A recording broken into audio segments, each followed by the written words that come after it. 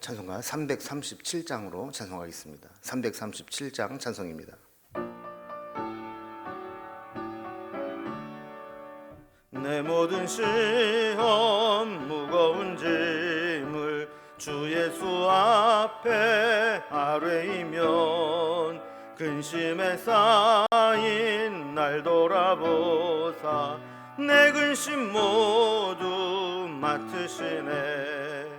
무거운 짐을 나 홀로 지고 견디다 못해 쓰러질 때 불쌍히 여겨 구원해 주리 은혜의 주님 오직 예수.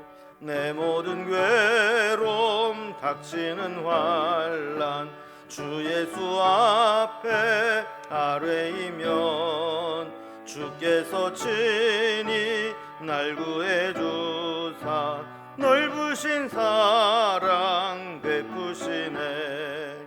무거운 짐을 나 홀로 지고 견디다 못해 쓰러질 때 불쌍히 여겨 구원해 주리 은혜의 주님 오직 예수. 내 짐이 점점 무거워질 때 주 예수 앞에 아뢰이면 주께서 친히 날 구해 주사 내 대신 짐을 져주시네.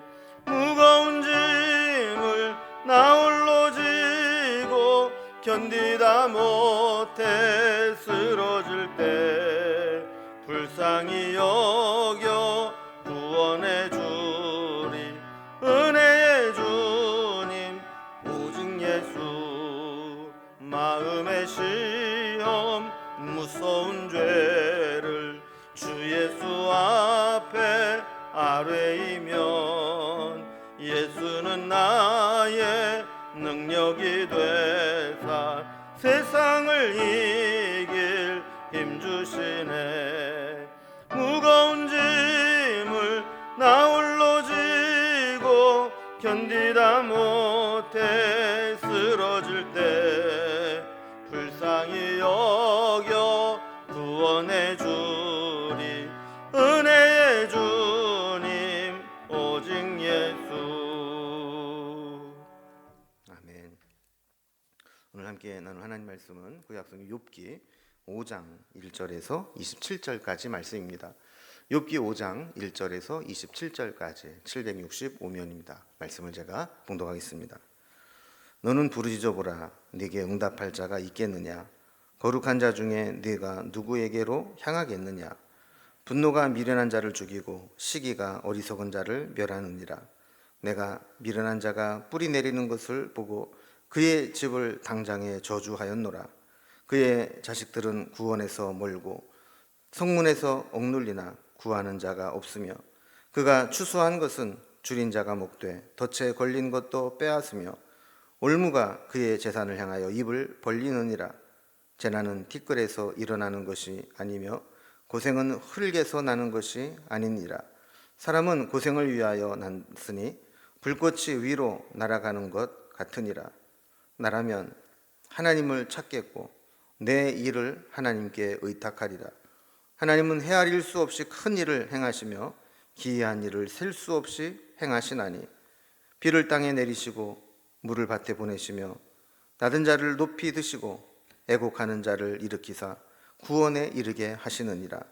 하나님은 교활한 자의 계교를 꺾으사 그들의 손이 성공하지 못하게 하시며 지혜로운 자가 자기의 계략을 빠지게 하시며 간교한 자의 계략을 무너뜨리심으로 그들은 낮에도 어두움을 만나고 대낮에도 더듬기를 밤과 같이 하느니라. 하나님은 가난한 자를 강한 자의 칼과 그 입에서 또한 그들의 손에서 구출하여 주시나니 그러므로 가난한 자가 희망이 있고 악행이 스스로 입을 다무느니라. 볼지어다 하나님께 징계받는 자에게는 복이 있나니 그런즉 너는 전능자의 징계를 업신여기지 말지니라.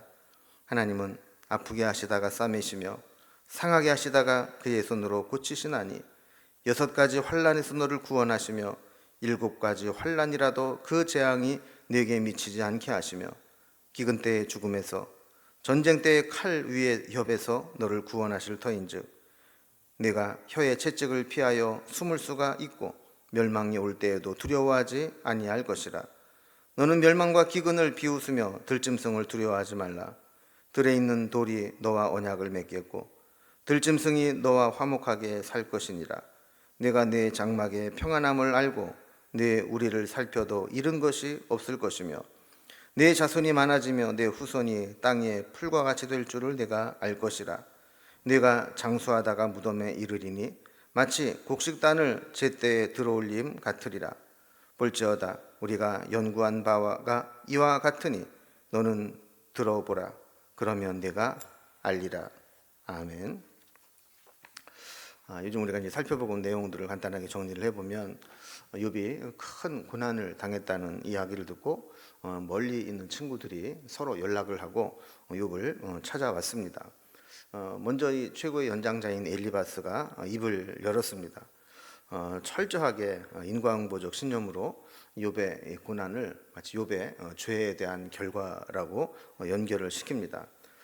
처음엔 논리적으로 시작했지만 자신의 말이 먹히지 않게 되자 계시를 받았다 그러면서 영적 체험을 빙자해서 하나님께서 나에게 주시는 계시와 같은 거야 이러면서 욥을 충고했죠.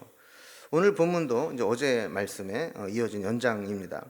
엘리바스는 욥의 고난을 이제 죄로 인한 하나님의 징계라고 단정 지으면서 정의를 시행하시는 하나님께 회개해서 회복의 은혜를 누리라고 충고하는 겁니다.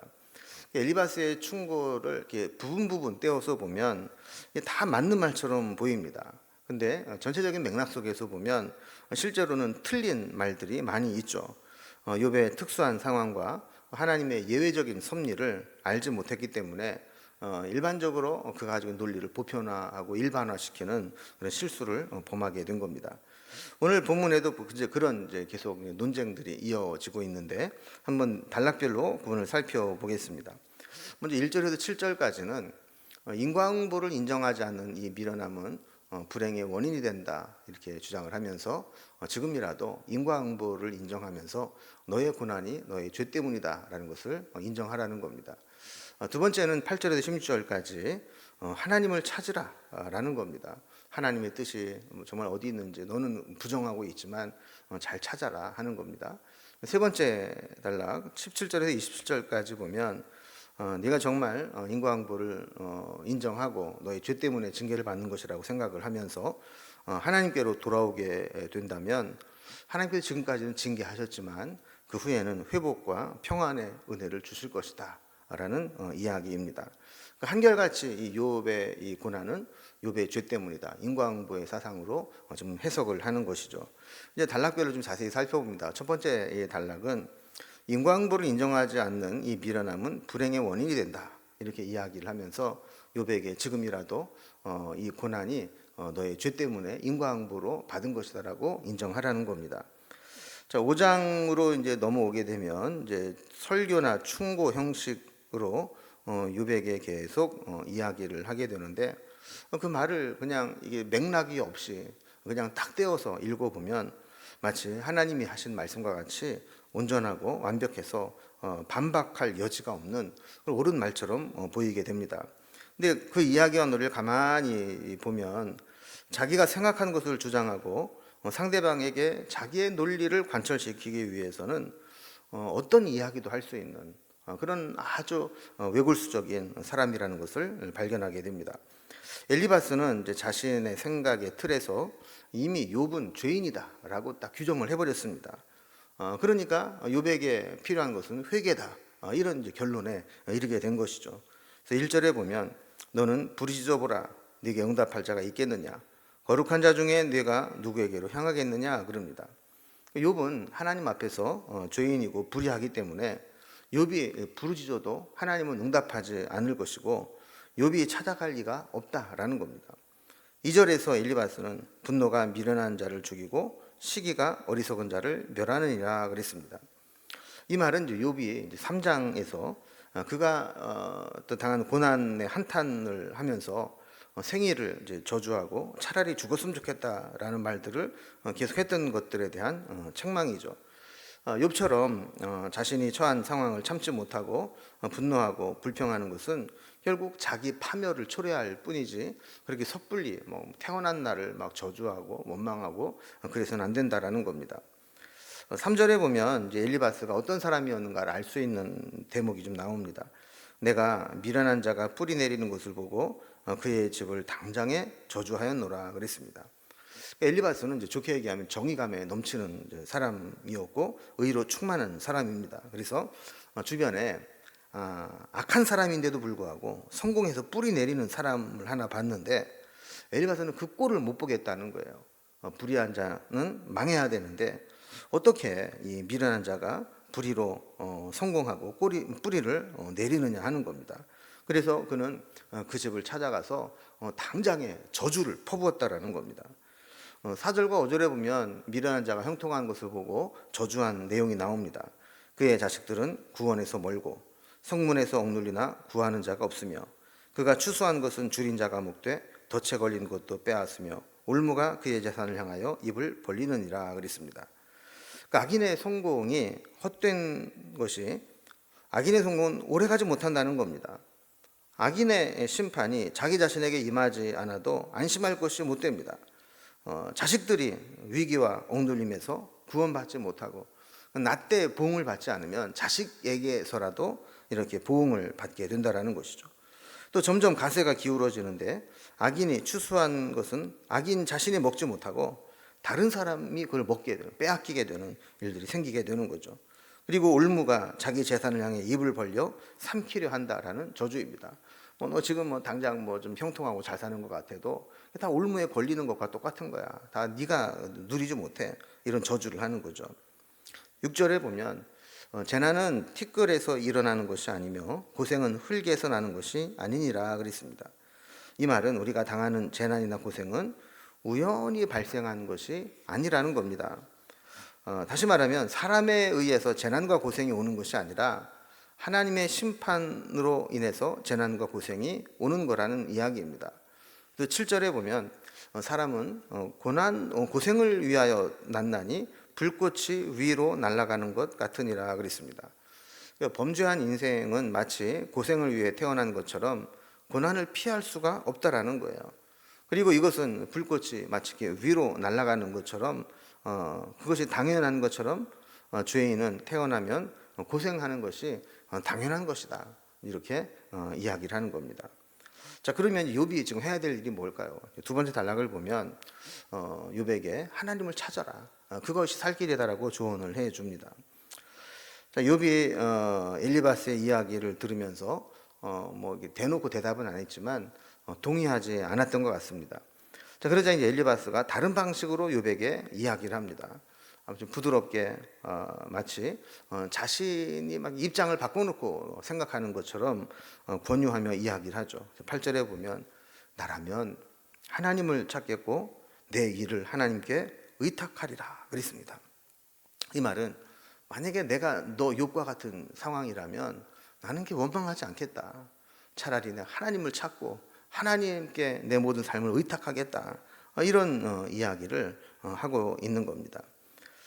그러면서 9절에 보면 그가 찾아야 될 하나님이 어떤 분인가를 이야기하는데 하나님은 헤아릴 수 없이 큰 일을 행하시며 기이한 일을 셀 수 없이 행하시나니 그랬습니다. 하나님이 하시는 일은 우리가 다 헤아릴 수가 없죠. 알 수가 없죠. 특별히 하나님은 상황을 역전시키는 하나님입니다. 우리 생각으로는 결과가 뻔한 것 같고 모든 것이 다 결판난 것 같아도 하나님이 개입하시고 간섭하시면 전혀 정반대의 결과, 우리가 상상하지 못했던 일들이 일어날 수 있는 것이죠. 근데 이 말 자체는 참 옳은 말인데 이걸 욥에게 적용하다 보면 이게 이제 비약이 되고 일반화의 오류가 되는 겁니다. 10절 11절 말씀 보면 엘리바스는 하나님을 비를 땅에 내리시고 물을 밭에 보내시며 낮은 자를 높이 드시고 애국하는 자를 일으키사 구원에 이르게 하시느니라 그랬습니다. 이 모든 일들을 하나님이 다 주관하신다는 거죠. 또한 13절과 14절을 보면 하나님이 교활한 자의 계교를 꺾으셔서 성공하지 못하게 하시고 지혜로운 자가 자기의 계략에 빠지게 하시느니라 그랬습니다. 다시 말하면 지금 욥이 당하고 있는 고난에서 벗어날 수 있는 유일한 비결은 우리에게 복을 주시기도 하고 또 낮은 자 애국한 자를 일으키기도 하고 스스로 지혜롭다 여기고 교활한 자를 낮추시기도 하시는 모든 것을 주관하시는 그 하나님을 찾고 하나님을 의지하는 것, 그것만이 지금 욥이 당하고 있는 고난에서 이겨낼 수 있는 비결이다라고 말씀을 하는 거죠. 그래서 16절에 보면 그러므로 가난한 자가 희망이 있고 악행이 스스로 입을 다무느니라 그랬습니다. 하나님이 함께 하시고 우리가 하나님을 찾으면 가난한 자도 희망이 있습니다. 악인도 끝까지 형통하지 못하고 입을 다물게 됩니다. 이것이 고난 중에 소망을 품을 수 있는 근거가 됩니다. 비록 엘리바스가 주관적으로 한 이야기지만 이 말씀만 딱 떼어놓고 보면 참 좋은 말이고 맞는 말처럼 보이게 됩니다. 우리가 힘들수록 하나님께 집중하고 하나님을 찾고 하나님께 나아가야 해결책이 있다는 것이죠. 이제 마지막 세 번째 단락을 봅니다. 욥에게 하나님을 찾았다면 이제 하나님께로 돌아오는 자에게 징계 후에 어떤 회복과 평안의 은을 주시는가를 이야기합니다. 이제 17절 이하에 보면 엘리바스의 노선이 조금 바뀝니다. 그래서 사람이 당하는 재난과 고난이 반드시 죄의 결과가 아니라 또 자기 백성을 연단시키시는 하나님의 섭리일 수도 있다라고 하는 견해를 피력해 봅니다.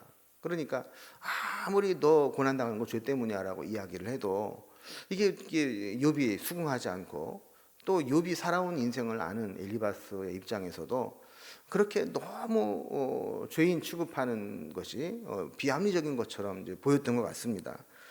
그래서 이 고난이 오히려 하나님께서 욥을 더 연단시키기 위한 그런 섭리도 될 수 있다라는 이야기를 해보기 시작을 하는 거죠. 그래서 17절 말씀 보면 볼지어다 하나님께 징계받는 자에게 복이 있나니 그런즉 너는 전능자의 징계를 업신여기지 말지니라 그랬습니다. 지금까지는 사람이 당한 재난과 고난이 죄에 대한 하나님의 심판의 결과로 임한 것이니까 더 이상 버티지 말고 빨리 회개해라 이런 논리를 펴서 욥에게 이야기를 했거든요. 그런데 이제는 엘리바스가 하나님께 징계받는 것이 복이 될 수 있으니까 하나님이 징계를 하실 때 그걸 가볍게 업신여기지 말라라는 겁니다. 여러분 그렇죠. 지혜로운 사람은 고난을 낭비하지 않습니다. 고난을 낭비한다는 얘기는 죽도록 고생만 하고 아무런 교훈도 못 얻는 것이 고난을 낭비하는 것이죠. 그러나 고난의 의미를 깊이 묵상하고 이 고난을 통해서 자기 개발과 인격과 신앙의 성숙의 기회로 삼는다면 그 고난이 아주 가치 있는 수업료가 되는 것이죠. 자, 우리가 하나님으로부터 받는 징계와 고난이 복된 이유가 있습니다. 그걸 18절에서 이렇게 설명합니다. 하나님은 아프게 하시다가 싸매시며 또 상하게 하시다가 그의 손으로 고치시나니 그랬습니다. 그럼 어떻게 보면 하나님께서 이 사탄에게 욥을 시험하도록 허용을 해서 욥이 이렇게 모든 것을 잃어버리고 막 몸에 병이 나고 또 힘든 시간들을 이제 보내도록 허락하신 가장 큰 이유는 하나님께는 그런 믿음이 있었던 것 같아요. 사탄이 욥을 아무리 망가뜨려도 하나님은 더 좋게 고치시고 회복시킬 수 있는 능력이 있음을 하나님께서 아셨기 때문이라는 것이죠. 그러니까 사탄에게 너 아무리 욥을 망가뜨려봐 내가 더 온전한 모습을 회복시킬 거야 이런 자신이 있으셨기 때문입니다. 19절에서도 그 이야기가 이어집니다. 6가지 환난에서 너를 구원하시며 7가지 환난이라도 그 재앙이 되게 미치지 않게 하시며 그랬습니다. 하나님은 때로 우리에게 환난과 고난을 허용하실 때 한 가지씩 한 가지씩 띄엄띄엄 오는 게 아니라 6가지, 7가지 환난을 계속 연속적으로 허용하실 때가 있습니다. 그 이유는 우리 인간이라는 존재가 얼마나 강박한지 그저 한두 번 시련당하고 한두 번 연단 받는다고 해서 쉽게 변하는 존재가 아니라는 겁니다. 변한 것 같다가 다시 원상복귀되고 조금 새로워진 것 같다가 다시 옛사람으로 돌아가고 이게 바로 우리 인간이라는 것이죠. 그럴 때 하나님은 진노하시고 완전히 멸망시키는 게 목적이 아니라 6번, 7번까지라도 인내하시고 자비로 기다려주시면서 그가 내리셨던 환난과 재앙에서 구원해 주시는 것입니다. 20절에서는 기근 때의 죽음에서, 전쟁 때의 칼의 위협에서 너를 구원하실 터인즉 그랬습니다. 우리가 이제 당하는 환난 가운데 가장 큰 것 중에 하나는 기근과 전쟁입니다. 왜냐하면 기근과 전쟁은 우리의 생명이 왔다 갔다 하기 때문에 그렇습니다. 먹을 게 없고 전쟁에서 막 총칼이 날아다니고 하다 보면 생명의 위협을 느끼게 되는 거죠. 그런데 하나님은 우리에게 그런 생명이 위태롭게 될 수 있는 기근과 전쟁을 허락하셔도 거기에서도 구원하실 수 있는 분이 하나님이시라는 겁니다. 자, 이러한 하나님의 은혜는 우리로 하여금 환난에서 피할 수 있는 길을 만들어 줍니다. 21절에 보면 내가 혀의 채찍을 피하여 숨을 수가 있고 멸망이 올 때에도 두려워하지 아니할 것이라 그랬습니다. 여러분, 혀를 채찍에 비유한 것을 보게 됩니다. 채찍으로 사람에게 깊은 상처를 낼 수 있는 것처럼 말로 비방하고 저주하면 심한 정신적 파괴와 마음의 상처를 입게 하는 것을 말하는 것이죠. 설령 그러한 혀의 채찍으로 상처를 입는다 할지라도 하나님의 은혜만 있다면, 그 은혜 가운데 피할 수만 있다면 두려워할 게 없다라는 겁니다. 여러분, 혀의 채찍은 우리에게 독과 같이 퍼져서 우리를 힘들게 하고 고통스럽게 할 수 있습니다. 그런데 이 독을 해독하는 아주 좋은 해독제가 있습니다. 그것은 하나님의 은혜요, 십자가의 능력입니다. 그래서 욥에게 어떤 고난을 주셨다 할지라도 하나님은 그 고난을 통해서 욥을 구원하시고 연단하실 수 있다라는 것이죠. 이제 엘리바스는 욥에게 이제 첫 번째 논쟁에서 이 결론적인 이야기를 합니다. 만약에 욥이 하나님의 징계의 의미만 제대로 이해하고 하나님의 은혜를 입을 수 있다면 모든 잃어버린 것들을 다시 축복으로 만들 수 있다라고 이야기를 합니다. 그래서 22절에 보면 이 멸망과 기근을 비웃으며 들짐승들을 두려워하지 말라 그랬습니다. 23절에서도 들에 있는 돌이 너와 언약을 맺고 들짐승이 너와 화목하게 살 것이라 라고 했습니다. 24절 이하에 보면 우리가 잃어버렸던 것들을 온전히 다 회복할 것을 이야기합니다. 24절에 보면 장막의 평안함을 알게 된다 그랬습니다. 여러분, 욥이 이 자녀를 잃고 재산을 다 잃었을 때 장막이 무너지고 그걸 울타리가 없어져 버렸습니다. 그런데 이후로는 우리를 살펴도 잃은 것이 없음을 알게 될 거라는 것이죠.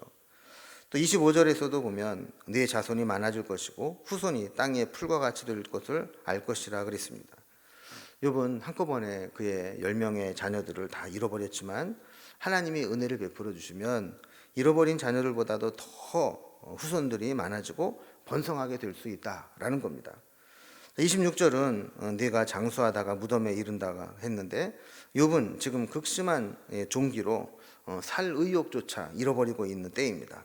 그런데 하나님께서는 그 욥에게 장수하게 될 것이라고 약속해 주시는 거죠.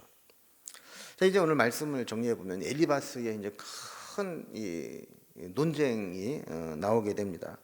엘리바스는 실컷 욥을 죄인으로 정죄하고 무자비하게 몰아붙였지만 이야기를 하면서 뒤늦게서야 욥에게 하나님의 은혜와 또 위로가 있을 수 있다라는 이야기를 합니다.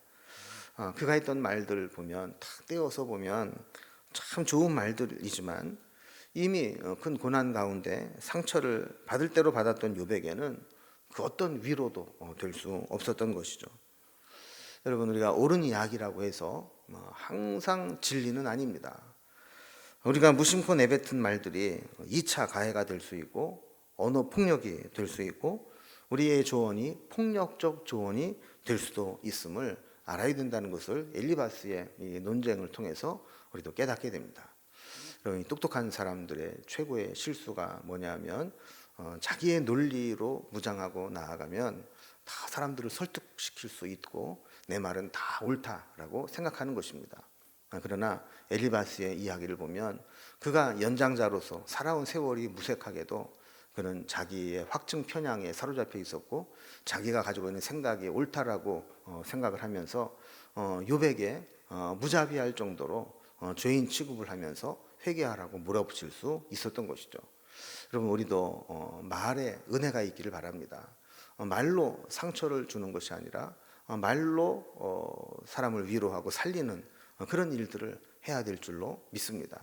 오늘 이 엘리바스의 이야기를 통해서 다 맞는 말이지만 항상 진리가 아닐 수 있다라는 것을 생각하면서 우리도 경우에 합당한 말, 꼭 필요한 말, 유익한 말, 그런 말만 할 수 있기를 다짐해보는 귀하고 복된 날이 되기를 주님의 이름으로 기원합니다. 기도하겠습니다. 하나님 아버지, 우리는 엘리바스의 욥과의 논쟁의 말씀들을 살펴보았습니다. 한 절 한 절 떼놓고 보면 주옥 같은 딱 맞는 말씀들이지만 그 맞는 말들이 하나님을 제한할 수 있고 하나님의 특별한 섭리와 예외적인 은혜를 제한할 수 있다라는 것을 발견하게 됩니다. 그래서 옳은 말이라 할지라도 경우에 합당하지 않는 말이라면 오히려 그것이 사람을 살리는 말이 아니라 2차 가해를 가하고 언어적 폭력이 되는 말이 될 수 있음을 다시 한번 깨닫게 됩니다. 하나님, 우리 입술에 파수꾼을 세워주셔서 우리가 옳다 생각하고 함부로 말하지 않게 하시고 이 말이 다른 사람의 덕을 세우는 일인지 유익하게 하는 말인지 생각하면서 이어나갈 수 있도록 인도해 주옵소서. 오늘도 우리의 모든 삶을 주님께 부탁드리며 예수님의 이름으로 기도드리옵나이다. 아멘. 이제 각자의 기도 제목들로 자유롭게 기도하시겠습니다.